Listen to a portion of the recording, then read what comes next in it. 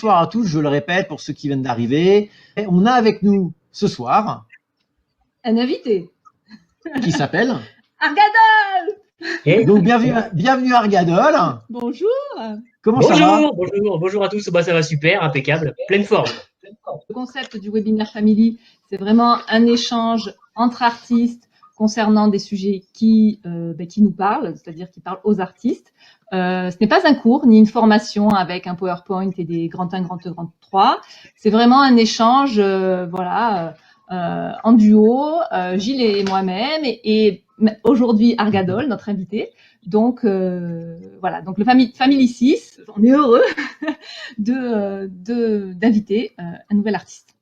Voilà. Alors, je vais me présenter vite fait pour ceux qui ne me connaissent pas, parce que vous êtes de plus en plus nombreux sur le webinaire Family à nous rejoindre. Donc, enchantée, je suis Émilie Paris, je suis artiste peintre. Je suis également auteure du blog amelie.fr, un blog qui existe depuis 2009, qui parle du métier d'artiste. Donc, j'explique comment faire toutes sortes de démarches quand on veut être artiste peintre. Et on a lancé le webinaire Family dans cette même optique. Là, Gilles nous fait montrer un petit peu les derniers tableaux que j'ai pu exposer en galerie dernièrement, surtout en galerie en Angleterre. Donc voilà, je passe la parole à Gilles. Eh bien, ça tombe bien, c'est moi qui vais me présenter. Donc, je suis donc Gilles. Donc voilà, je suis avec Émilie depuis quelques années maintenant. Aujourd'hui, qu'est-ce que je fais? Je suis plutôt consultant mentor sur la partie amelie.fr. Donc, je vais vous aider, vous donner des rendez-vous de coaching sur la partie plutôt administrative, logistique. Pour l'artiste, puisqu'on a toujours besoin de gestion financière, comptable, administrative. Donc moi, je peux vous donner des directives et des petites astuces un petit peu pour que ce soit plus facile pour vous. Et je suis également auteur photographe. Vous pouvez aller voir mon site sur gilestouvenin.fr. Voilà quelques dernières photos que j'avais faites. Donc voilà, à peu près pas très longtemps. Donc on va attaquer maintenant avec Argadol. Et oui, voilà, parce que c'est l'invité et on a envie de tout savoir sur lui. Ah oui, tout. Dis-nous tout. Alors, donc, on va Argadol. Voilà cette petite photo que tu nous as demandé d'intégrer. Alors, pourquoi cette photo? Pourquoi cette photo? Bonjour à tous. J'espère que vous m'entendez bien. Pourquoi cette photo? J'ai l'impression qu'elle traduit quand même mon état d'esprit. Je suis un feu follet. Je me caractérise plutôt comme ça, une espèce de feu follet, un touche à tout. Tout m'intéresse, tout me passionne. C'est un peu le souci aussi, un peu hyperactif, qui fait que je peins, mais pas que, mais je fais ça non-stop. J'allais dire presque jour et nuit, 7 jours sur 7, c'est à peu près ça. J'aime bien toucher à tous les supports, j'aime bien toucher à un peu toutes les techniques, donc c'est aussi une photo qui me caractérise bien. Et puis on a ce côté un peu fou. Oui, ce sourire. Ceux qui me connaissent me diront on te reconnaît bien là. Bon alors évidemment, on a prévu des petites questions parce que là, on va redire donc aux gens qui nous suivent dans le chat, vous pouvez poser n'importe quelle question à Argadol. Moi, la première question que j'ai envie de poser à Argadol, c'est qui es-tu? Peux-tu te présenter brièvement? Et surtout, d'où viens-tu et où tu résides? Ça devrait être relativement facile de répondre à ces questions. Donc, mon vrai prénom, parce que j'ai un vrai prénom, c'est Jean-Sébastien. Comme c'est un peu long tout ça, j'ai un pseudonyme qui est effectivement Argadol. Ça fait une dizaine d'années que c'est mon métier. J'avais une autre vie et un vrai métier avant. Je travaillais très longtemps. Faut pas dire ça. Faut pas dire ça. Non, mais... Alors, je dis ça souvent parce que ça fait marrer et parce que surtout aussi, il y a encore malheureusement beaucoup de travail à faire dans les mentalités. Souvent, quand on fait le tour dans un repas avec des gens qu'on connaît pas, il fait le tour, tu fais quoi comme métier, tu fais quoi comme métier. Et quand arrive mon tour et que je dis, moi, je suis artiste peintre, on me regarde en mode, comme métier, j'ai demandé. Oui, c'est mon métier. Et c'est un vrai métier. Effectivement, je confirme. Mais bon, blague mise à part, ça fait 10 ans que j'ai démarré. Ça fait un peu plus que j'ai démarré, ça fait une quinzaine d'années que j'ai démarré, mais ça fait 10 ans que effectivement je ne suis plus salarié et qu'artiste peintre, c'est mon gagne-pain. J'habite à Troyes, dans l'Aube, la plus belle ville du monde. Alors je ne suis pas troyen d'origine, je ne suis pas né à Troyes dans l'Aube. Je suis né à Saumur-Maine-et-Loire, mais ça fait longtemps aujourd'hui que je suis installé et que je vis effectivement à Troyes. C'est important, j'aime cette ville. Et puis aujourd'hui, j'ai mon atelier, là où je vous reçois, qui se trouve en fait être dans mon nouveau chez moi. Ça fait 2 ans qu'on a déménagé, qu'on habite ici. Et j'ai une dépendance dans ma cour. Et dans cette dépendance, c'est formidable puisque j'y ai installé mon atelier. C'est là que je vis. C'est presque là que je pourrais mettre un lit, tellement j'y passe du temps. Si on veut parler juste un tout petit peu 2 secondes de la peinture, je me définis plutôt comme portraitiste. Ma came à moi, c'est quand même plutôt le portrait. J'aime l'humain, j'aime peindre l'humain et j'aime le représenter avec très peu de traits. Je suis un enfant du pop art. Et vous revoilà, je suis un enfant du pop art. Clairement, j'aime les couleurs acidulées, flash. Quand j'ai un message, je l'écris. Quand j'ai envie de dire quelque chose, c'est écrit en toutes lettres et c'est très visible sur ce que je fais, même si j'aime bien glisser tout un tas de second degré par tout un tas de choses. Vous irez voir un peu mon portfolio, mais ma peinture, elle est à mon image, elle est bavarde. Il y a énormément de choses, il y en a toujours trop, il y en a toujours plein, mais parce que ça fait partie aussi de ce que j'ai envie de faire et de ce que j'ai envie de raconter. Et je suis aussi street artiste depuis maintenant, ça fait bien 5-6 ans que j'ai commencé à aller dans la rue gentiment. Et effectivement, j'adorais ça, j'adore le street art et j'ai décidé moi aussi de franchir le pas. Et ça, c'est une drogue dure une fois qu'on a goûté. C'est difficile de s'en passer. C'est clair. C'est vrai. Et puis, en parlant de bavard, c'est vrai que tu utilises beaucoup les mots aussi dans tes créations, puisqu'ils reviennent comme ça. En fait, tu fais une sorte de champ lexical quand tu crées un personnage, et autour de ce personnage, il va y avoir plein de mots qui vont apparaître, qui vont être en rapport, bien sûr, avec le personnage. Donc, oui. Comme il ne peut pas parler, il écrit, quoi. C'est ça. En fait, c'est des hashtags, c'est tout ça. Non, mais c'est bien. Alors, il y a Bénédicte. Pourquoi ce pseudo Argadol? Qu'est-ce que ça veut dire? Qu'est-ce que ça signifie? Pourquoi? Comment c'est venu? Est-ce que c'était un pseudo d'enfance? Est-ce que quand on a parlé, ça a été genre, ah, c'est quoi ce truc-là? D'où tu sors? Ou c'était, ah, j'adore? Enfin, quelles étaient un petit peu les réactions des autres? Alors, ce pseudonyme, il a une histoire quand même assez particulière. C'est qu'en vrai, quand je me suis lancé, je me suis dit, effectivement, il faut que je trouve un pseudo. Je voulais pas peindre ni sous mon prénom, ni sous mon nom. Et puis en plus, je voulais me donner cette possibilité. Le pseudo est quand même très important. Ça laisse la possibilité de changer de travail et de style et de se dire, j'ai autre chose, j'ai un autre pseudo s'il faut pour faire un tout autre travail. Donc dès le début, je m'étais dit, on va se laisser cette possibilité-là. Et en vrai, il y a quelques années, au tout démarrage, j'avais une maison, j'habitais entre 2 villages. Argançon, Dolencourt. Et en fait, c'est la contraction de ces 2 mots, comme j'habitais au milieu de nulle part. C'était né sur un pseudo dont j'avais besoin pour un jeu vidéo en ligne, quelque chose comme ça. Et puis en fait, j'ai pas cherché plus loin, je me suis dit, il est sympa, je le garde. Et finalement, il est plutôt bien perçu. Les gens l'aiment bien. Bah oui, c'est vrai que ça se retient hyper bien. C'est un peu, ça sonne super bien. Et puis, je pense que les gens le retiennent. Oui, facile à écrire aussi. Il a une force, cette connotation locale. En fait, l'ancrage local, et ça te commence par un A aussi. Donc, ça veut dire que dans la liste alphabétique, ça, c'est bien. Voilà. Mais c'est vrai qu'il faut y penser. C'est toujours bien d'être dans les A. Donc, du coup, Amélie, je connais aussi un peu le principe. Par contre, Zlatan, il est mal barré, mais bon, voilà. Ouais, mais bon, ça va. Donc, du coup, j'ai envie de te poser une autre question. Alors, tu te définirais plutôt comme un artiste autodidacte ou un artiste qui a suivi des études d'art, ou comment toi tu te définirais en fait? Parce que ça, c'est souvent la question que se posent les artistes, autodidacte ou pas autodidacte, voilà. J'aimerais bien avoir ton avis. C'est toujours un peu délicat de rentrer dans une case bien précise.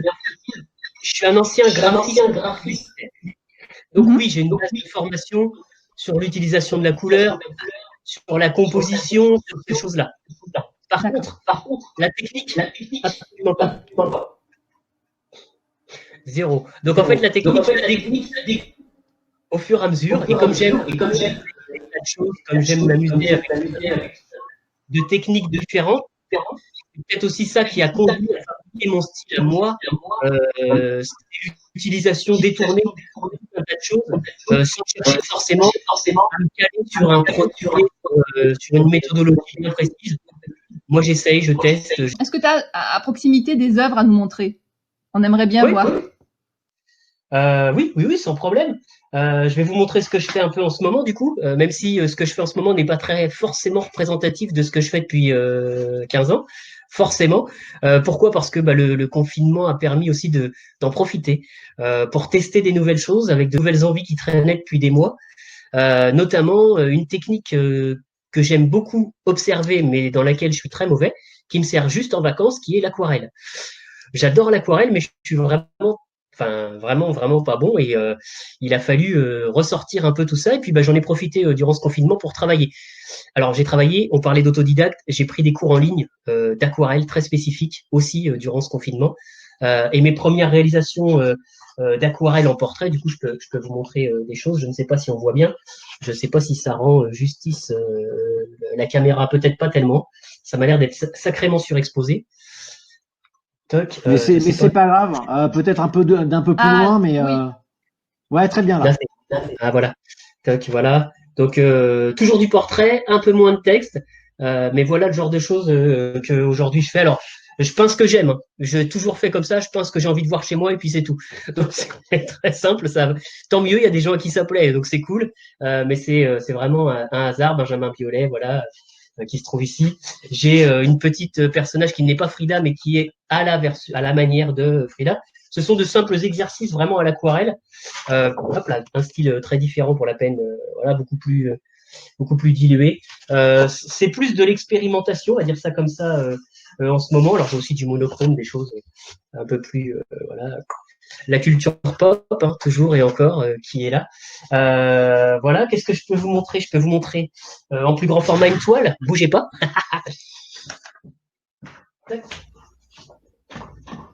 Ah bah super. Hop là. Donc là, voilà. C'est très grand. C'est quoi comme format? Tout juste terminé. Donc quand je disais que j'étais bavard, je ne vous mentais pas. J'ai un tout petit peu de lecture. Il y en a absolument partout. Objectif, faire passer des messages, raconter des choses. Donc on passe plutôt par ce biais-là. Hop. Et puis, alors je peux vous remontrer une dernière chose si vous voulez, un travail plus personnel. Hop là, le voilà. Toc. Pour la peine, là, on est sur un travail beaucoup plus personnel. Quelque chose, voilà, travailler à l'encre de Chine. Et j'aime beaucoup travailler. Alors ici, on est à l'encre de Chine, il y a un peu de brillant, il y a un peu de paillettes, il y a des choses très différentes, mais j'aime les choses spontanées. Ce que j'aime, c'est pouvoir faire une œuvre de manière assez naturelle. Ok. On a une autre question de Marie. Oui. Est-ce que vous exposez en galerie? Si oui, pourquoi? Sinon, pourquoi? Ok, merci Marie pour ta question. Donc déjà, est-ce que tu exposes en galerie? Oui, excellente question, excellente remarque. J'expose en galerie, je suis à Paris, à Reims. Je suis même dorénavant représenté au bout du monde en Malaisie, donc sur une bonne partie de l'Asie, du coup Hong Kong, etc. Donc ça, c'est vraiment super. J'ai malheureusement que très peu d'œuvres en galerie. Aujourd'hui, la galerie, en toute franchise, c'est pas ce qui me fait vivre. Soyons très honnêtes. C'est pas de là que ma ressource principale vient. Mais j'aime être en galerie parce que ça permet aussi, c'est très bête, mais ça permet, surtout en France, d'avoir une certaine crédibilité en tant qu'artiste. Si on n'est pas présent en galerie, le regard n'est quand même pas le même. Le regard des collectionneurs, le regard des acheteurs n'est pas le même. C'est donc assez important quand même d'être en galerie. Et puis j'ai de plus en plus de galeries, comme je travaille beaucoup à la commande, qui est une spécificité aussi. Tous les artistes ne le font pas. J'ai beaucoup de galeries finalement, enfin dans ces derniers temps, les galeries me demandent beaucoup plus de travail à la commande. On a effectivement quelqu'un qui vient à la galerie qui dit je l'ai vu, je l'ai découvert, peu importe, hein, sur les réseaux sociaux ou dans la galerie, mais j'ai vu qu'il travaillait ou est-ce qu'il travaille à la commande. J'aimerais bien avoir, alors j'en sais rien moi, un Bowie, un David Bowie façon Argadol, ce serait super pour mettre chez moi. Donc la galerie me contacte et puis pas de problème, j'exécute pour la galerie, même si il y aura un client final, cette réalisation. Mais clairement, effectivement, aujourd'hui, je ne vis pas de ma présence en galerie. Je sais qu'il y a des artistes qui en vivent pleinement. Après c'est vrai que le fait d'avoir des commandes, c'est aussi mieux, parce qu'il y a certains artistes qui vont pas aimer les commandes, mais en fait, les commandes, ce qui est génial, c'est qu'elles sont déjà payées. C'est-à-dire que ça vous fait déjà un flux. Ou réservé, et ça vous fait déjà un flux financier. Donc ça veut dire que c'est la plupart quelques artistes prennent un acompte de 50% ou de 30%, ça va dépendre, mais ça vous fait voilà une toile vendue. Ok, vous avez travaillé dessus spécifiquement, mais au moins, en fonction des commandes, vous êtes sûr d'avoir un flux financier déjà. Donc, et de pouvoir vous consacrer éventuellement aussi à des œuvres personnelles ou un travail ou des projets personnels. Donc ça, c'est très intéressant. Les artistes n'ont pas vraiment envie de faire des commandes et pourtant, c'est très bien parce que ça permet voilà, d'enchaîner tout. Au-delà de l'aspect financier, moi je trouve ça toujours passionnant une commande. Alors je prends pas de commande, mais par exemple, moi je peins des gens inconnus. Ça m'arrive même fréquemment de peindre quelqu'un d'inconnu. Mais en fait, c'est toujours quelque chose d'extrêmement enrichissant. Pourquoi? Parce que du coup, le client va me commander alors le portrait de sa grand-mère qui est décédée il y a des années, ou le portrait de son fils, ou peu importe. Et ça va être toujours très intéressant parce qu'elle va être obligée de se livrer. Et en fait, c'était un inconnu pour moi avant, mais ça ne l'est plus à la fin. Et c'est toujours un vrai défi d'aller toucher les gens, d'aller vraiment toucher les gens. Là, on peut pas tricher, on peut pas mentir, on peut pas inventer. Donc, ils vont être obligés de se livrer. On va être obligé d'être très à l'écoute et pouvoir avoir une toile qui touche quelqu'un quand elle est réalisée avec le portrait de quelqu'un que nous, on ne connaît pas. C'est un vrai défi, mais c'est souvent extrêmement enrichissant. C'est vraiment un challenge. Humainement, c'est toujours une récompense formidable. Donc, moi, j'aime beaucoup aussi travailler de ces choses-là. Ok, bon, alors j'avais une petite question parce que c'est vrai que là je vois que Béatrice pose la question en demandant et si la commande ne plaît pas au client, est-ce que toi ça t'est arrivé? Moi franchement ça m'est arrivé juste une fois. C'est très bizarre, mais je pense que c'est peut-être parce que j'ai un peu de métier. En fait, généralement je réalise et je dis aux gens en fait vous inquiétez pas, ça vous coûte rien. Je vais réaliser et puis si ça vous plaît pas à la fin, bah, vous la prendrez pas. Et ça ne m'est jamais arrivé. On va croiser les doigts. J'ai eu un problème pour justement une commande il y a longtemps, et c'était un acompte, etc. Et la personne, en fait, en cours de réalisation, voulait absolument voir en cours de réalisation. J'avais pas assez confiance en moi à l'époque, je pense, pour faire ce genre de procès. C'est ça, c'est que après, il faut que ce soit voilà, défini par le client, avec le client. Si c'est cadré, eh ben, c'est mieux. Après, c'est vrai que si on commence à prendre une photo de la grand-mère d'un tel et de faire une toile, après, cette toile, elle peut pas forcément être vendue à côté, si tu comprends ce que je veux dire. Ouais, alors si quand tu fais un David, voilà, si tu fais un David Bowie, si tu fais un Freddie Mercury, ça, tu peux le revendre après. En revanche, quand on demande une photo, par exemple, alors c'est arrivé personnalisée, on a fait une famille, voilà, avec 2 enfants. Eh ben, faut que ça plaise parce que c'est vrai qu'on peut pas le revendre à quelqu'un d'autre. Non. Tu vois? C'est plus compliqué. Voilà. Donc après, ça dépend vraiment aussi de la personne, ce qu'elle veut. Ça dépend de pas mal de choses, quoi. Après, pour revenir un petit peu à la partie à compte, c'est vrai que bon, Argadol fonctionne comme ça. Moi, je fonctionne complètement différemment. C'est-à-dire que oui. Moi, je considère que déjà, en règle générale, les gens veulent payer en plusieurs fois, des fois. Donc, ça arrange tout le monde, finalement, d'avoir un acompte parce que du coup, ça commence à faire un premier versement. Et puis moi, ça me valide aussi la commande. Donc, je fonctionne toujours sur acompte, toujours. On a une question de Béatrice. Pour les portraits de personnes connues, demandez-vous des droits? Absolument pas. En fait, on a cette chance-là en tant qu'artiste. Je ne reproduis pas une photo. En aucun cas, je ne reproduis une image existante telle qu'elle. Moi, j'en fais une version à ma sauce, très artistique, qui me sert d'inspiration, qui est forcément même. Mais je ne prends pas une image, une photo, pour peindre exactement la même chose. Là, oui, le droit pourrait rentrer. La jurisprudence fait que, ami artiste, si demain j'ai envie de peindre ce que je veux, on a cette liberté formidable quand même dans notre beau pays. On a une énormissime liberté. Si demain je veux prendre Emmanuel Macron et le peindre dans toutes les postures possibles et inimaginables, je suis absolument inattaquable et il ne peut pas m'attaquer pour son droit à l'image. J'ai tous les droits, c'est une personne publique. Dès l'instant où la personne est publique, il est très rare, d'ailleurs c'est même quasiment jamais arrivé, qu'il y ait un procès qui donne raison à la personne connue. Après, aujourd'hui, attention, il y a des exceptions à l'international, notamment. On sait que le Che, faut oublier, faut pas peindre Che Guevara. On sait que tous les personnages qui ont été créés, par contre, ça c'est autre chose. Mais par exemple, vouloir peindre Tintin, une très mauvaise idée. Peindre Tintin, les ayants droit sont là, ils veillent au grain, et on reproduit une image qui a été créée.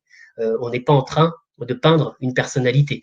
Donc ça, c'est des choses très différentes. Mais sinon, pour le reste, honnêtement, je n'ai jamais reçu un message, ne serait-ce qu'un message de quelqu'un avez peint ma tête, c'est honteux, c'est inadmissible.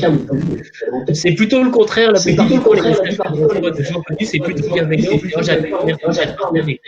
Bon, on va aussi expliquer un petit peu aux artistes par rapport à l'ADAGP ou au SCAM ou à la SAIF, qui sont en fait des organismes pour les droits d'auteur, parce qu'on parle des droits d'auteur des autres, des gens que tu reproduis. En revanche, il y a aussi pas mal d'artistes qui se posent la question de dire voilà, comment on fait pour protéger nos œuvres. Alors déjà, pour protéger son œuvre, n'envoyez pas toutes vos œuvres à l'INPI, hein, ça ne sert à rien, parce que de toute façon, ça va vous coûter extrêmement cher, vu que c'est 250, je crois, l'illustration, ou 250 € ou quelque chose comme ça. Bref. Donc, l'idée, c'est peut-être de passer par des organismes, voilà, tels que l'ADAGP ou la SAIF ou la SCAM. Donc, l'idée, c'est de pouvoir s'abonner à ce genre d'organisme. Donc, c'est 15 €, je crois, donc à vie. C'est-à-dire que vous payez 15 € à vie. Donc, Nicole nous dit qu'Argadol, elle l'entend pas, mais Argadol va revenir. J'imagine, enfin, j'espère. Oui, il va revenir. Donc, voilà, l'ADAGP, c'est ça. Ensuite, voilà, vous cotisez pour à vie avec 15,24 € et ensuite, vous allez vous négocier, enfin, donner à l'ADAGP tous vos visuels pour dire, voilà, moi, j'ai ces visuels-là. Et ensuite, eux vont gérer vos droits à l'image. C'est-à-dire que si, par exemple, une vidéo passe sur TF1 avec une de vos toiles, chez un client, par exemple, qui est avocat ou je ne sais quoi, eh bien, vous pouvez éventuellement passer par l'ADAGP. L'ADAGP va aller voir TF1 en disant, voilà, vous devez des droits d'auteur sur cette vidéo, ou sur, du moins, voilà, sur des droits d'auteur sur le tableau qui a été pris en vidéo, diffusé sur TF1. Donc voilà, donc il y a la DAGP, la SAIF et la SCAM. Alors la SAIF, ça s'écrit comment? Alors SAIF, voilà, donc Argadol revient. Donc on l'a donc SAIF, je crois que c'est ça, SAIF, et la SCAM, ça va plutôt être pour la partie vidéaste. Argadol, merci d'être revenu. J'ai été déconnecté sauvagement. Voilà. Ah, d'accord. Bon, bah écoute. Donc nous, on parlait en fait des droits d'auteur et de la DAGP et tout ça. Voilà, on continuait, on a terminé un petit peu ce point. Donc j'espère que tout le monde a compris. Voilà, sinon, bah, on en reparle à la fin. De toute façon, il y aura un webinaire là-dessus qui sera un peu entièrement consacré à ce genre de choses parce que c'est vraiment un problème récurrent chez les artistes. Il paraît que, en tout cas, pour ma part, la DAGP bosse très bien. Ils sont, voilà, ils gèrent très bien oui, on vos a droits. de bons retours sur la DAGP. On a de super bons retours. Oui, c'est vrai. Donc vu que tu es revenu, on va te reposer des questions. Et moi, je te suis depuis super longtemps, hein, parce qu'en fait, on se connaît, on a l'impression comme ça que les gens pensent qu'on se connaît comme ça à peine, mais en fait, Argadol, moi, je le connais depuis un bon moment. Et c'est vrai que j'ai découvert aussi son évolution au fur et à mesure. Et je découvre grâce à Argadol, en fait, la ville de Troyes, que je ne connais pas, parce que tu mets souvent en avant ta ville et parce que tu as souvent des collaborations avec ta ville. Et ça m'intéresse parce qu'en fait, souvent, les artistes pensent que pour finalement avoir une visibilité, il faut partir à New York ou à Paris ou je ne sais où, quitter sa ville pour aller ailleurs. Alors toi, qu'est-ce que tu en penses là-dessus? C'est bien triste, c'est bien triste. Oui, juste, et j'en profite du coup. Émilie, oui, on se connaît depuis très très longtemps. En fait, quand j'ai démarré il y a 10 ans, plus de 10 ans, c'est effectivement Émilie qui a été une des premières que je suivais déjà, à me soutenir et à m'encourager. Donc merci parce que je pense que je serais jamais devenu artiste sans Émilie derrière. Donc finalement, merci parce que vraiment cette bienveillance, elle a fait du bien. Moi, j'avais aucune connaissance dans ce milieu-là. J'habitais à l'époque un village qui fait 110 habitants. Autant dire que côté galerie, c'est assez pauvre. Ouais, pour vendre, c'était un peu complexe. Donc, c'était pas évident. La ville, effectivement, je crois qu'on est tous en recherche de se dire si je suis pas en galerie à Paris, si j'ai pas fait une expo à New York, bof, en tant qu'artiste, j'existe pas, ça va être trop dur, comment je vais faire pour m'en sortir, etc. Alors moi, je m'aperçois ces dernières années qu'effectivement, on peut au contraire être très présent sur le local. C'est en plus extrêmement enrichissant parce que pour la peine, on rencontre réellement au quotidien beaucoup de gens qui font partie de cet univers, de cette ville. Alors ville, on peut même élargir au département. Moi, je suis vraiment un défenseur de mon département. D'ailleurs, bougez pas en dessous, regardez, hop là, pour vous dire à quel point à quel point je suis défenseur de mon territoire. Je suis ambassadeur de l'Aube. Donc, je fais partie de ce genre de réseau aujourd'hui. Comment ça s'est fait? Parce que c'est intéressant de savoir comment ça s'est fait. En fait, je pense que c'est le street art qui m'a offert cette visibilité en local. Faire du street art à Paris, en vrai, ça n'avait pour moi aucun sens. J'habite qu'à 1h30 de Paris, j'aurais pu y aller, hein, c'était pas très compliqué. Mais en fait, il y a déjà tellement de monde, il y a déjà tellement de gens qui font du street art à Paris, etc.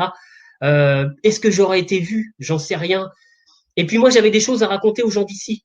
J'aimais vraiment bien pouvoir m'adresser aux gens en direct. Et c'est pour ça que la rue est géniale, c'est que quand on va peindre dans la rue, les gens, ils passent, ils s'arrêtent, ils discutent. Ils disent, qu'est-ce que vous faites? Qu'est-ce que vous vendez? Qu'est-ce que vous êtes en train d'afficher? Donc c'est toujours très rigolo. Ben, j'ai rien à vendre. Je suis juste en train d'essayer de faire une œuvre qui pourra vous interpeller, vous verrez bien à la fin. Et puis, bah, ces dernières années, alors, je suis aussi, il y a eu pas mal de choses. J'aime le foot. Et avec mon fils, je soutiens notre équipe locale, les Stacks. Et puis, on a un de nos grands joueurs qui a pris sa retraite aussi l'année dernière à 42 ans, Benjamin Nivet, dont on était fan. Et notre Benjamin Nivet, bah, en fait, je suis allé carrément le peindre en modèle XXL dans les rues avec un énorme merci. Forcément, lui a été très touché et puis bah du coup il l'a retweeté, il l'a rebalancé, il l'a repartagé. La ville, elle aussi, s'est mise à se tourner et à se dire tiens, lui on en entend parler, le Vla qui fait pas mal de choses. Maintenant il nous a peint Benjamin, il a une grosse visibilité maintenant dans le département, on commence à le voir un peu partout. J'avais déjà collaboré avec l'Andra, alors qui est dans le département, mais qui est l'agence nationale de gestion des déchets radioactifs.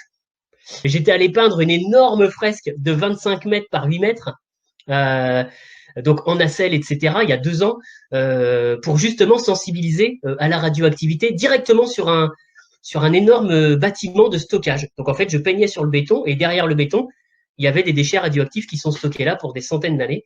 Mais au moins, ça permettait aussi de raconter des choses. Et ce premier pas, bah, finalement, il s'est concrétisé par une nouveauté, c'est-à-dire qu'effectivement, les fresques, c'est quelque chose que je faisais pas du tout. La première a été celle de l'Andra, et en plus, non seulement c'était la première, mais c'était dantesque. En 10 jours, j'ai fait 25 mètres de large par 8 mètres de haut, tout seul. En nacelle, j'ai le vertige. Comment vous dire? La première heure a été très difficile. La première heure, ça a été horrible. Je suis monté dans la nacelle, je suis arrivé en haut, j'ai fait harnaché comme ça avec mon casque et tout. Mais qu'est-ce que je fais là? Qu'est-ce que je fais là? Ramenez-moi chez moi, au secours. J'ai cru que j'allais pleurer. T'as réussi. Ouais, t'as fait un super truc, ouais. t'as communiqué dessus et c'était génial. Ouais, bah c'est aussi ça qui est intéressant, c'est de se lancer des défis en fait. Tout l'intérêt, il est là aussi. L'année dernière, ça a été Pont-Sainte-Marie, 50 mètres de long. Au départ, ça devait être un projet collaboratif à plusieurs artistes, dont je devais être un peu le parrain. Et puis en fait, le maire m'a rencontré, il m'a dit non, mais en fait non. Les gars, c'est une évidence. Je veux un local. Je veux un local. Ce gars-là, il est local, il fait des trucs super. Je veux que ce soit lui qui fasse toute la longueur. Et en fait, voilà, paf, 50 mètres de long, 4 mètres de haut, toute l'histoire de la musique de Debussy à Jacques Brel, à Queen Bee, en passant par Tupac, des tas de portraits et toute une histoire de la musique, et une implication réelle avec les gens. Parce que ça s'est fait dans un quartier un quartier défavorisé, on va dire ça comme ça. Quartier Debussy, j'aime pas ce mot-là. Mais en tout cas, ça a été aussi une très belle expérience humaine, encore une fois. J'ai passé 1 mois tous les jours là-bas. J'ai plein de gens qui m'ont dit tu vas aller peindre là-bas, tu vas te faire voler ton matériel, en plus ils vont retaguer par-dessus, tu seras même pas parti que ce sera déjà retagué. C'est faux, c'est une aberration totale. J'ai passé 1 mois là-bas, les gamins, les adultes, tout le monde est venu discuter avec moi, tout le monde a pu voir ce que je réalisais et ils en sont très fiers aujourd'hui. Donc ça me touche vraiment beaucoup. Et j'ai cette chance de pouvoir aussi intervenir dans les écoles. J'adore ça, j'adore intervenir dans les écoles. Je le fais toujours bénévolement. En fait, j'ai pas besoin de ça pour vivre. Et moi, ce que j'aime, c'est l'échange. C'est encore une fois échanger. Et en allant dans les écoles, bah, c'est aussi souvent là un levier qu'on croit pas, mais qu'on connaît pas. Mais les gens qu'on y rencontre, alors au-delà des enfants, parce que ça c'est une merveille, c'est absolu, c'est extraordinaire. Leur regard sur l'art est toujours absolument passionnant. Mais surtout, on rencontre plein de gens. Et je pense que c'est ça qui compte en fait, c'est de rencontrer des gens. Ne croyez pas qu'il faut aller sur Internet répondre à un appel d'offres en fait. C'est pas comme ça que vous allez trouver du travail en tant qu'artiste sur du local. Montrez ce que vous savez faire. Le street art, moi, il me sert à raconter parce que j'adore ça et que j'adore rentrer en communication avec les gens. Donc, j'en profite pour aller passer des messages. Et des messages, je vais en avoir de plus en plus parce que je suis de plus en plus, on va dire, engagé, entre guillemets. Donc, c'est un premier pas. Mais effectivement, alors après, ça va vite. Hein. Une fois qu'on a fait une fresque à Pont-Sainte-Marie, que la ville de Troyes le voit, elle se dit, attends, les gars, là, appelle-le-moi, j'ai un truc à couvrir en urgence, il faut qu'il démarre la semaine prochaine. Et là, on se dit, mais attendez, les gars, j'ai une fresque de 50 mètres et vous voulez que je fasse ça en même temps dans les 15 jours Ok, et puis bah, on fait une fresque fière de Troyes, en plein centre-ville de Troyes, qui offre une visibilité, même si c'était une œuvre ponctuelle, éphémère, qui offre une visibilité monstrueuse. Et puis bah, les projets s'enchaînent. J'ai fait une fresque au collège, dans un collège du coin, collège Eureka.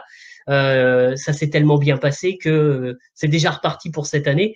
On va refaire une fresque à la rentrée et normalement je devrais rentrer en résidence sur un an avec un projet plus long où je vais pouvoir dialoguer, faire travailler les jeunes, pouvoir leur montrer ce que c'est que l'art et que l'art c'est pas forcément chiant.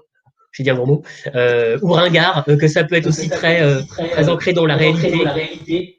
Ok. Bah non, c'est clair. Alors moi, là, il y a Alexandre qu'on connaît bien, voilà, qui était pas en vidéo la dernière fois, et là non plus, hein, Alexandre. Donc la passion l'anime, j'adore cette énergie communicative, et c'est vrai, en fait, on voit que tu es passionné. Et c'est vrai que nous, on aime beaucoup aussi les rencontres avec les gens, voilà, la bienveillance, le fait de discuter, d'avoir un feeling avec les gens. Et quand on est sur du local, et en plus, beaucoup plus après le Covid, on est beaucoup plus sur du local. Et je pense que les gens vont changer un petit peu de mentalité. Alors pas forcément sur l'art, mais en général. Donc, moi, je pense que le local, c'est très intéressant. Il faut le développer. Après, ça dépend aussi de ce que tu fais comme type d'art. Mais il y a moyen de développer des choses. Et Internet, même si Internet nous permet d'avoir une audience internationale, ça n'empêche que ça peut intéresser des gens qui sont à 100 mètres de chez vous. Donc, c'est vrai qu'il y a aussi voilà, des choses qui font que le local revient en force et c'est super. Et là, tu nous montres que c'est possible. Que c'est possible. Ma plus grande fierté, je crois que c'est celle-ci. Ça, c'est une belle photo, ça. Ça, c'est une belle photo. Ouais, est absolument géniale. C'est au bonheur des gens. Tapez sur Internet au bonheur des gens, vous allez voir des photographes vraiment top. Et cette couverture du magazine L'Instant Troyen, c'est vraiment pour moi une des plus belles récompenses. J'étais la première personne humaine à faire la couverture de ce magazine. Et ça n'a pas de prix. Enfin, je veux dire, pour moi, c'était vraiment une belle récompense. J'aime vraiment passionnément mon département et ma ville de Troyes. Et se retrouver en couverture de ce magazine, c'était juste incroyable et phénoménal. Donc, très fier et très content. Bah, félicitations. En plus, c'est vrai que la photo, elle est vraiment super belle. Alors, on a Marie qui pose la question depuis tout à l'heure. Quelle est la première source de revenus pour vivre de votre art? Mais en fait, si tu ne passes pas par les galeries, ça veut dire que toi, tu vends direct, en fait. Tu vends direct, c'est les commandes via ta boutique. Les 90-95% de mon chiffre d'affaires se fait par les réseaux sociaux.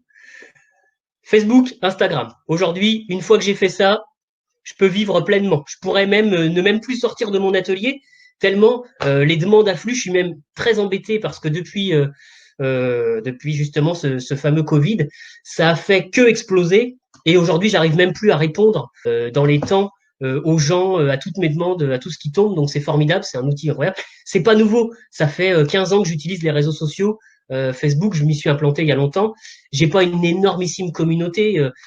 Sur Facebook, je dois avoir 30 000 fans et sur Insta, c'est tout petit. Insta, j'ai 6 000 et quelques. C'est beaucoup plus petit. Mais par contre, aujourd'hui, ce que je remarque, c'est qu'Instagram est en pleine explosion et qu'aujourd'hui, le business, il se fait de plus en plus par Instagram. Là où il y a quelques mois, ils étaient là, mais c'était timide. Aujourd'hui, c'est en train d'exploser. Donc, ma première source financière, clairement, c'est les réseaux sociaux. J'ai une boutique en ligne, j'ai été obligé de la fermer parce que j'ai rien à y mettre. Aujourd'hui, j'ai cette chance absolument délirante et incroyable que quand je fais une œuvre et que je la poste, généralement, elle fait 2 minutes. Ou parfois, je suis même en train de la peindre, je la mets en story et on me la réserve alors qu'elle n'est même pas finie.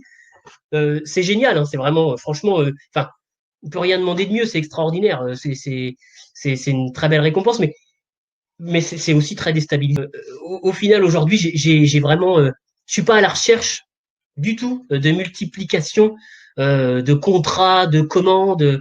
J'ai cette chance de pouvoir vraiment me dire bon bah je vais pouvoir choisir un peu ce que je fais ou ce que je fais pas, sachant que j'essaye de garder. Alors c'est pas facile, mais j'essaye de garder vraiment une part qui va être très importante dans les semaines qui viennent sur des projets en local pour aider.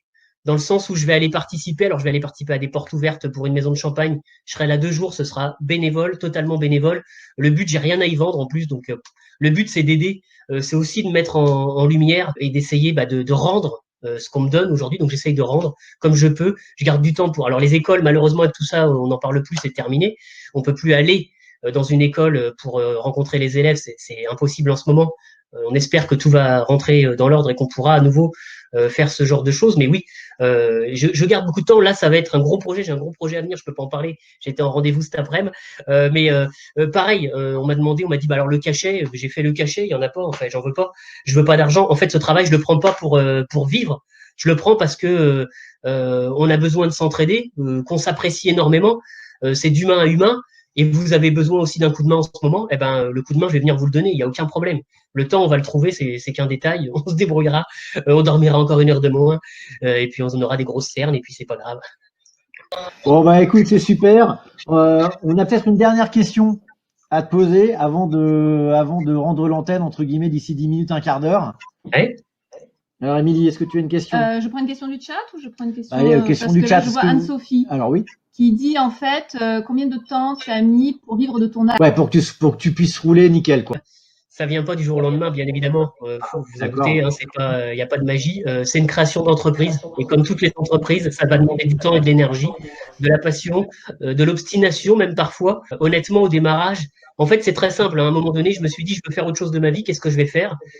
J'avais une femme, un enfant, une maison, un crédit, comme tout le monde. Mais rassure-moi, tu l'as toujours, ta femme et ton enfant? Ouais, malheureusement, j'ai tout gardé. Non, j'ai tout gardé. D'ailleurs, au passage, un gros bisou parce que c'est nos 15 ans de mariage aujourd'hui. Alors, je sais qu'elle ne me regarde pas, mais c'est pas grave.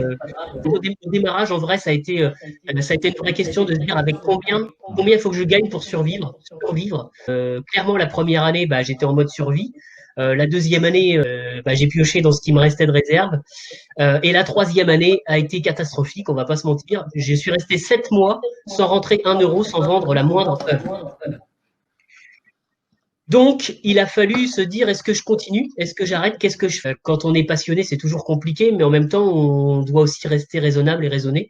Je me suis donné, enfin, on s'est donné, parce que mon épouse est rentrée dans la discussion, on s'est donné 1 ou 2 mois de plus pour voir où ça allait nous mener. Et puis, ça a redémarré gentiment. C'était la fin d'année, donc il y avait les fêtes qui arrivaient, donc il y a toujours une période un peu faste pour les artistes où on commande un peu plus pour Noël, pour trouver les bons cadeaux de Noël. Donc ça a redémarré. Et puis depuis, c'est formidable parce que petit à petit, ça s'est vraiment mis en place. Et puis on va dire que voilà, aujourd'hui j'ai pas de souci, mais la 4e ou 5e année, ça y est, c'était parti, c'était rodé, ça tournait. Ça veut dire qu'il faut compter 1 ou 2 ans durant lesquels vous risquez de perdre de l'argent, ne nous mentons pas, comme n'importe quelle entreprise qui se lance, à moins vraiment d'un coup de pouce formidable de quelqu'un ou de quelque chose qui vous aidera, mais sinon, il n'y a pas de miracle, en fait. Voilà. Et ce que je dis toujours, c'est qu'en fait, rien n'est acquis. Rien n'est jamais acquis. En fait, si je m'arrête de peindre, il ne se passe plus rien et le mois prochain, on m'a oublié. Hein. On va pas se mentir. Si j'ai pas cette omniprésence sur les réseaux, je disparais. On est complètement d'accord. De toute façon, faut toujours être là. Mais de toute façon, c'est pas que l'artiste. Hein. C'est tous les gens qui ont des entreprises, qui vendent du coca ou qui vendent des voitures. C'est toujours la même chose. Donc c'est aussi cette démarche d'entrepreneur qui est importante, de dire voilà, on communique, on est là, on est présent, on montre ce qu'on fait. Et en tout cas, ta démarche, comme tout le monde l'a dit, c'est génial parce que c'est du local, tu donnes beaucoup de ton temps. Tu es un mec passionné et nous, c'est pour ça qu'on t'adore aussi. Ah, c'est gentil. Parce que ça donne beaucoup de chaleur en fait à tout l'ensemble. Et c'est vrai que tu as des artistes qui vont être différents de toi, de ta démarche. Mais c'est vrai que c'est aussi cette on va dire cette multiplicité de personnalités qui fait que le monde artistique est génial. Donc moi j'adore. J'adhère. Après c'est vrai que j'avais envie aussi d'inviter des artistes qui soient inspirants. Donc pour moi Argadol c'était vraiment le number one. Parce que je sais que c'est de l'énergie en barre, Argadol. Je sais que c'est quelqu'un qui est hyper à l'aise. Je sais qu'il est très très créatif, qui rebondit comme un petit kangourou. Ça, je sais que c'est ton terme, rebondir. Et en fait, c'est un exemple comme ça qu'il faut voir. C'est des gens comme ça qui nous mènent vers le haut et qui nous disent voilà, moi j'ai envie de travailler dans l'artistique. Et ben quand je regarde Argadol, ça me donne la pêche. Donc c'est pour ça que je voulais vraiment l'inviter pour vous faire partager cette personnalité qui pour moi est vraiment importante. Et mieux, donc voilà, donc du coup, c'est vrai que le temps passe vite, mine de rien. Le temps passe très, très, très vite. Alors, on va déjà, Argadol, tu restes avec nous jusqu'à la fin, Oui. bien sûr. Donc on Pas va de un problème. petit peu. En plus, c'est toi qui vas parler là, parce que on va d'abord faire. Alors, on avait fait la foire aux questions comme d'habitude, mais les questions, elles sont toutes passées au fur et à mesure. C'est ça. Je pense que ça a été hyper enrichissant pour les gens, en tout cas qui ont écouté un petit peu voilà ta passion et ce que tu disais. Et puis ça peut aussi orienter des gens sur cette partie locale, parce que je pense qu'il y a certaines villes qui ont un peu plus d'opportunités que d'autres éventuellement, évidemment. Alors là, ben, évidemment, comme d'habitude, on est sur voilà, vous avez apprécié le webinaire Family 6, vous et aussi ceux d'avant, parce que j'imagine que si vous êtes là, c'est que vous avez vu ceux d'avant. Si vous n'êtes pas là, si vous êtes là pour la première fois, eh bien c'est pas grave, vous pouvez laisser aussi un commentaire ou deux sur ceux d'avant ou celui d'aujourd'hui. Et c'est vrai que les petits commentaires, vraiment, ça nous booste parce que c'est ce qui nous fait avancer. Et les webinaires, on a besoin aussi d'avoir votre retour, de savoir un petit peu ce que vous en pensez. C'est pour ça que ces petits commentaires sont importants pour nous. Donc n'hésitez pas. Alors je te laisse présenter ton Instagram et ton Facebook et éventuellement tous tes liens. Ouais, écoutez, il faut aller me suivre. Du coup, oui, si vous avez envie de voir, vous allez me retrouver en plus souvent. Je fais un petit peu de face cam de temps en temps quand même, et j'aime bien parler de mon métier, de ce que je fais, de ce que je fais en ce moment, de ce qui va venir, tout ça. Donc, pour retrouver l'actu, allez sur mon Instagram, voilà, Argadol, ou sur mon Facebook. Comme vous voulez. Je suis beaucoup plus présent ces dernières semaines quand même sur Instagram, notamment par cet intermédiaire de story, qui est un format qui est sympa et qui permet d'avoir un dialogue assez permanent, assez décontracté, et puis de jouer le jeu de la transparence. Moi, j'ai rien à cacher, j'ai rien à voilà, non, mais voilà, ça m'arrive parfois même de donner des conseils. Alors, je suis pas un technicien, je suis pas un fan de la technique, mais ça m'arrive parfois même de faire des petites sessions live et de montrer comment je travaille, comment je peins. Je sais qu'il y a certains artistes qui détestent ça et qui détestent qu'on montre la face cachée de la magie. Mais j'ai envie de dire, si c'est juste la technique qui fait votre différence, vous vivrez de rien. Ce qui compte, c'est aussi la personne qui se cache derrière la peinture. Il faut que ce soit transparent, il faut que la peinture nous ressemble. Essayez pas de copier. Si j'avais qu'un message, c'est essayez pas de copier, essayez pas de faire quelque chose qui ressemble à quelqu'un d'autre. En fait, soyez vous-même, peignez ce que vous êtes avec force et avec conviction du coup, et en toute transparence. Et le peu de fois où on ment, ça se voit. Et ça se vend pas et ça marche pas. Ne cherchez jamais à peindre pour vendre, cherchez à peindre pour être vous-même et ce que vous avez envie de faire. Et puis, j'en profite du coup, un grand merci à Gilles et à Émilie parce que vraiment, j'étais très ravi d'être invité, d'être le number one en plus, d'être le premier. Donc, c'était un super moment. Et puis, continuez à suivre Émilie parce que ce que font ces deux-là, c'est quand même là aussi de l'or en barre. Quand vous êtes artiste, peu importe votre niveau artistique, suivre ce qu'ils font et leurs conseils, c'est toujours extrêmement pertinent et ça permet de continuer à avancer et se remettre en question. Donc, merci. On essaye en tout cas. Merci pour ça. Alors on va continuer le petit truc. Alors nous on a quelque chose de nouveau. Est-ce que tu veux en parler? On s'est rendu compte qu'il y a beaucoup d'artistes qui n'osent pas, par exemple, faire des rendez-vous avec nous ou qui ont des questions et qui aimeraient bien un petit peu avoir une sorte d'accompagnement un peu plus personnalisé. Donc, en fait, on a mis en place très, très, très récemment avec Gilles des appels téléphoniques où la personne peut un petit peu nous poser des questions en direct, savoir un petit peu comment se passe un rendez-vous en ligne, quels les thèmes peuvent être abordés et surtout s'ils ont des questions, s'ils sont dans le flou, s'ils savent pas fixer leurs priorités. À ce moment-là, ce petit rendez-vous de 15 minutes par téléphone peut permettre un petit peu d'éclaircir et ensuite, nous, on peut les orienter soit sur nos différents services qu'on propose. Parce que c'est vrai qu'Emilie.fr, maintenant, depuis 4-5 ans, propose, en plus des articles blog, maintenant tout un panel en fait de services entre les rendez-vous en ligne, les livres numériques, les ateliers partage. Donc, il y a beaucoup de choses à connaître. Et c'est vrai que quand on démarre et qu'on ne connaît pas ni Gilles ni moi, on peut être un peu désorienté et ces petits rendez-vous téléphoniques vont vraiment faciliter la chose. En plus, on est en direct avec vous. Et ça dure 15 minutes et ça permet un petit peu d'éclaircir. Oui, parce qu'en fait, on avait fait un formulaire, un sondage la dernière fois où les gens disaient voilà, ils n'avaient pas le budget, où ils avaient beaucoup trop de questions à poser, où ils savaient pas quelles questions poser. Et en fait, cette démarche fait que les gens vont pouvoir nous appeler. Alors c'est à réserver, c'est gratuit. Et en fait, vous allez pouvoir caler un rendez-vous directement en fonction de votre comment dire, de votre disponibilité et planning. Et ensuite, moi, je vous expliquerai en fonction de ce que vous nous dites. Voilà, si vous avez trop de questions, vous posez toutes les questions et après on triera et on vous dira quelles sont les priorités. C'est juste dans cette démarche-là pour vous aider si vous avez peur de faire appel, parce que on a énormément de clients d'Emily.fr qui disent après leurs commentaires, oui, j'aurais dû le faire avant. Oui, j'aurais dû le faire avant. Pourquoi? Et en fait, c'est pour ça aussi qu'on a défini cet appel gratuit.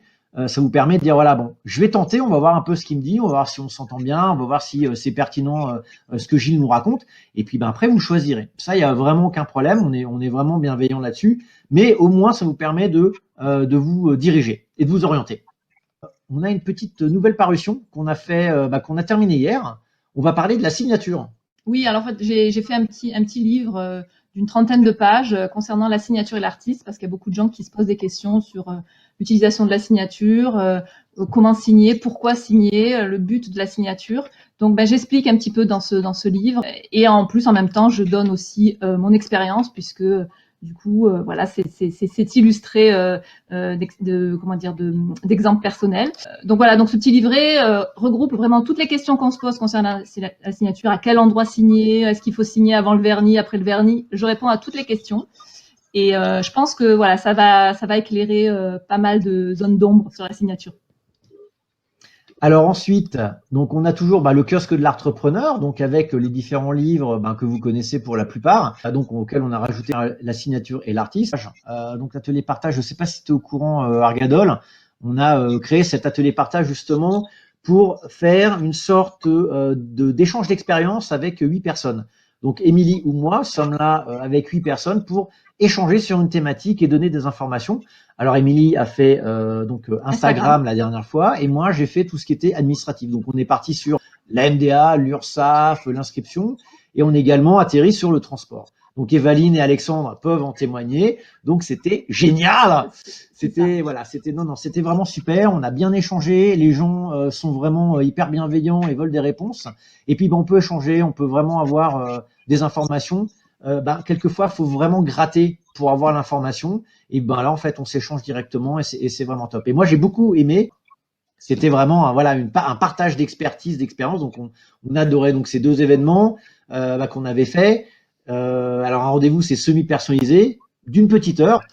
En fait, c'est vrai que l'atelier partage, ce qu'il y a de bien, c'est que du coup, à la différence du webinaire où là, les gens échangent avec nous en chat et par écrit, là, les gens échangent avec nous par audio, vidéo, on les voit, on les entend.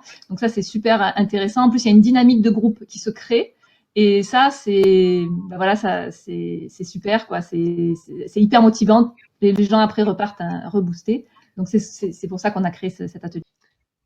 Voilà, donc le prochain webinaire family sera pour la rentrée, donc c'est-à-dire le 3 septembre. Comme les webinaires family sont toujours les premiers jeudis du mois, ça sera le jeudi 3 septembre.